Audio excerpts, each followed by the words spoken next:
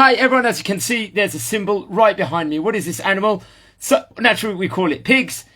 In the Hebrew terminology, some people will use is davar echer, another thing, and it's unequivocally not allowed from the Torah to consume any products from this specific animal, from the davar echer itself. But we can learn a story in today's daf within regards to how there was an enactment that raising pigs also was going to be forbidden at one stage in Jewish history. So friends, today we are learning Masechet Bava Kamma, page number 82. That is pay, bet, respectively. And friends, in today's stuff, we're going to learn a story time today, which is going to be built on the brighter. So first of all, this animal, the davar acher, also the pigs, they don't chew their cud. It's forbidden from the Torah to eat this animal. As I said before, many people actually died in order not to eat this specific food. They chose martyrdom instead of it. And also we saw actually in Daf Ayin Tet in page 79 that raising pigs were actually forbidden, this davar acher. Now that many commentators would actually say this animal is a symbol of hypocrisy also. So it's very, very interesting. The Bright is actually going to bring a story within regards to how this came about within regards to raising this specific animal, how this is not allowed also. So friends, what actually happened over here? After the passing of Shlom Tzion Hamalka, she actually gave her kingdom to her son, Hyrcanus. This is something many of you, especially historians or people, will know this specific story. To Hyrcanus, she bequeathed it to him. However, the brother of his, Aristobulus, ousted Hyrcanus at one stage in time. And shortly afterwards, it was King Herod's father. His name was Antipater, and he collaborated with Hyrcanus also, and they gathered an army and attacked the city, forcing Aristobulus and his supporters to end up in Jerusalem, in Yerushalayim. And then, however, there was the Jews inside the city who obviously were giving korbanot every single day, temple sacrifices to the temple. Obviously kosher animals. It was not allowed to bring obviously a non-kosher animal. No one would dare to do this specific thing. And every single day they would bring it, and they paid exorbitant amounts of money for it. So one day it was the Jews inside the city offered to purchase animals, sacrifices in the temple for a large sum of money.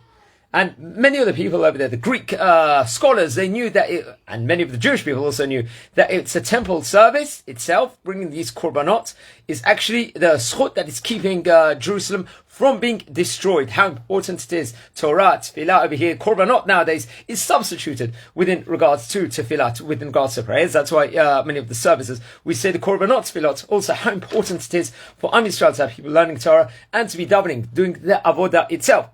So they knew this, and it was they devised a scheme. These wicked people did that when the Jews would give bags of coins in order to get the kosher animals. Instead, what did they do? The Jewish people, they gave coins, and instead of getting a sacrifice of a kosher sacrifice, the soldiers sent this davar acher, this animal, to the people, and this animal had its hooves were halfway up the wall and caused the ground to shake. There was an earthquake when this actually occurred. This atrocity actually occurred at that stage in time. And then after this occurred, the sages enacted and forbid raising this specific animal in Israel, the davar acher, the pigs, and they forbade teaching Greek wisdom to any children also, because that was one of the things that actually was one of the things that was the actual disgraceful thing. According to some commentators, some of the Rabbanim also, that it was because of this act that they did, a storm actually destroyed almost all the harvest at the time in Israel, and the earth shook. This earthquake actually took place because of this atrocity that took place over here. And we see, unfortunately, people might not be aware of these laws. So many people, Jewish people out there, who in the college campuses, people might be devoid of Torah whatsoever, might not know this is forbidden from the Torah. Forget about rabbinic law. This from the Torah itself is forbidden. And how important it is that everyone needs to be well versed in the Torah. And I go further. These animals are not kosher and unequivocally not allowed to eat whatsoever from the Torah. In any place, any shape or form, any product of them. There's many people, there could be a problem eating pizzas. There's a huge problem eating foods like pizzas and vegetarian salads outside also, and fish. Some people might say, look, this fish is kosher, why can't I eat this? Somewhere else. No, there could be a huge problems. A salad, what can be wrong with a salad? Some people might say. No, there could be many problems with insects and so on and so forth, all these different things. And so important that is that one has to be well trained, well versed within regards to kashrut.